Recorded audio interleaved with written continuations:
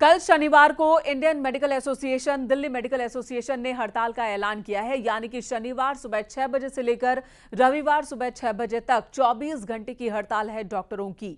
OPD सेवाएं बंद रहेंगी, इमरजेंसी सेवा बहाल रहेगी। आज शाम डॉक्टर इंडिया गेट पर कैंडल मार्च निकालेंगे, यह ऐलान किया गया है। देश भर में डॉक्टर्स की हड़ताल जारी है। हालांकि इससे पहले स्वास्थ्य मंत्री जेपी नड्डा से मुलाकात हुई थी डॉक्टरों की एक टीम की, जिसके बाद भरोसा मिला था, सिक्योरिटी को और कड़ा किए जाने का भरोसा मिला था। कई और मुद्दों पर सहमति बनती दिखी थी, जिसके बाद डॉक्टर्स के एक धड़े ने हड़ताल वापस ले लिया था, स्ट्राइक वापस ले ली थी। लेकिन अब देखिए, इंडियन मेडिकल एसोसिएशन और दिल्ली मेडिकल एसोसिएशन की ओर से हड़ताल का ऐलान किया गया है अगले 24 घंटे के लिए।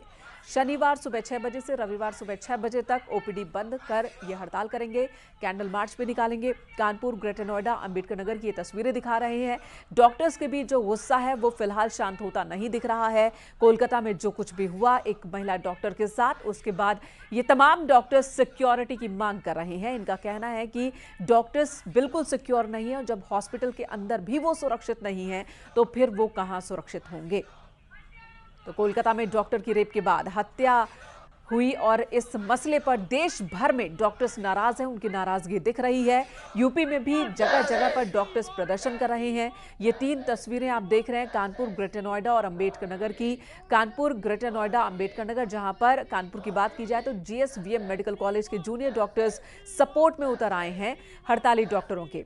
सैकड़ों जूनियर डॉक्टर्स ने ओपीडी काउंटर्स को बंद कर रखा, धरने पर बैठे। ग्रेटर नोएडा के जीआईएमएस यानी कि जिम्स में कोलकाता की घटना को लेकर हड़ताल हो रही है। जिम्स में ओपीडी बंद कर दी गई, लेकिन इमरजेंसी सेवाओं को चालू रखा गया है।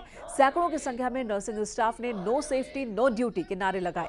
अंबेडकर नगर की बात की जाए, राजकीय मेडिकल कॉलेज की तस्वीर दिखा रहे हैं। मेडिकल छात्रों ने ओपीडी बंद कर अपना विरोध प्रदर्शन दर्ज कराया है।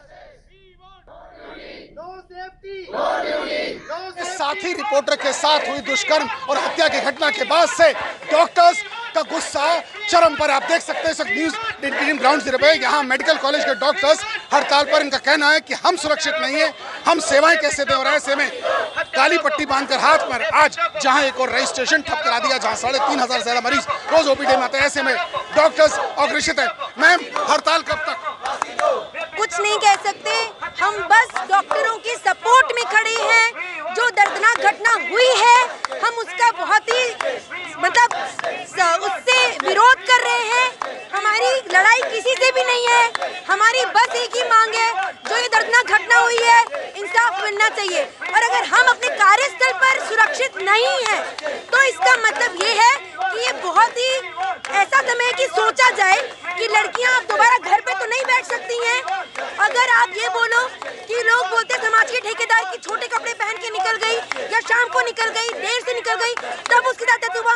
ये तो अपने कार्यस्थल पे थी, अपनी ड्यूटी कर रही थी। अगर उनके साथ ऐसा हो सकता है, कल को हमें तो किसी के साथ भी हो सकता है। कि डॉक्टर्स का आक्रोश कितना साफ कहना है कि यदि डॉक्टर सुरक्षित नहीं है, यदि बेटी डॉक्टर सुरक्षित नहीं है तो सुरक्षा के बिना अब काम नहीं करेंगे। और ऐसे में ये हड़ताल पर है। आशीष पांडे के साथ अमित गंजू, न्यूज़ 18 कानपुर। डॉक्टर्स की नाराजगी अपनी जगह पर सही है, सिक्योरिटी को लेकर उनकी चिंता अपनी जगह पर सही है। जांच पड़ताल चल रही है तो सियासत भी खूब हो रही है। कोलकाता कांड पर बीजेपी ममता सरकार पर वोट बैंक की साजिश लगा रही है, आरोप लगा रही है साजिश का। तो अखिलेश यादव अब इस पूरी घटना में ममता सरकार को डिफेंड कर रहे हैं। आपको सुनाते हैं ये बयान। बहुत साफ है कि ममता बनर्जी जी के बयान के जवाब में सिर्फ इतना कहूंगा कि इस पे उनकी वोट बैंक की सियासत है, क्योंकि 2021 के विधानसभा चुनाव में उनके जो मुख्य रणनीतिकार थे, जो ऑफिशियली उनके पॉलिटिकल स्ट्रेटजिस्ट थे, उनका बयान था कि हमारी तो गिनती ही 30% से शुरू होती है। अब सारे प्रबुद्ध लोग समझते हैं कि 30% से गिनती शुरू होने का मतलब क्या है, और बस उसी से इस बयान का अर्थ स्वयं निकाला जा सकता है कि किसके प्रति नफरत और किसके प्रति मोहब्बत उनके दिल में रहे। कोई घटना हो उसमें राजनीति नहीं करनी चाहिए, और घटना पर राजनीति करने का हुनर अगर किसी के पास है तो भारतीय जनता पार्टी के पास है। कोई घटना हो जाएगी, उसका राजनीतिक लाभ और दूसरों को बदनाम करने का अगर टैलेंट किसी के पास है तो भारतीय जनता पार्टी के पास है। कहीं देश में बेटियों के साथ घटना हो, किसी नारी के साथ घटना हो, दुखद है, उसके लिए कार्रवाई होनी चाहिए। और ममता बनर्जी जी खुद मुख्यमंत्री, महिला मुख्यमंत्री हैं, आप उनसे उम्मीद नहीं करोगे कि वो तो करेंगी कार्रवाई। और बड़ी खबर इस वक्त कोलकाता की घटना के बाद केंद्र सरकार सख्त नजर आ रही है। स्वास्थ्य मंत्रालय ने स्वास्थ्य कर्मचारियों के साथ हिंसा की घटना पर 6 घंटे में एफआईआर करवाने के निर्देश दिए हैं। स्वास्थ्य मंत्रालय की ओर से जारी मेमोरेंडम के मुताबिक ड्यूटी पर तैनात हेल्थ केयर वर्कर्स के साथ मारपीट या किसी भी तरह का वायलेंस हो तो अस्पताल या इंस्टीट्यूशन के हेड को घटना के 6 घंटे के अंदर एफआईआर दर्ज कराने की जिम्मेदारी होगी। तो जिम्मेदारी ये तय की जा रही है कि हॉस्पिटल के तमाम स्टाफ की जिम्मेदारी ले हॉस्पिटल मैनेजमेंट 6 घंटे के अंदर अंदर एफआईआर दर्ज करवाई जाए।